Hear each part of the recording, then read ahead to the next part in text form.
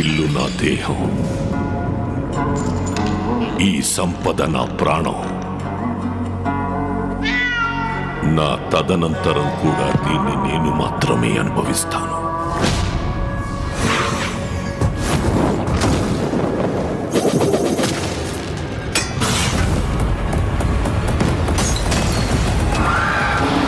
Hello hello, బండి కొంచెం మెల్లగా. అసలే మన లైఫ్ అంతంత మాత్రం.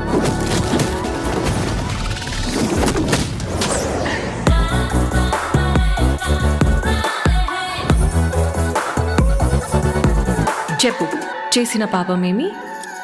నేరాలు పాపాలేంటండి, డిగ్నిఫైడ్గా లవ్ చేస్తేనే. చచ్చే వరకు చేయవద్దని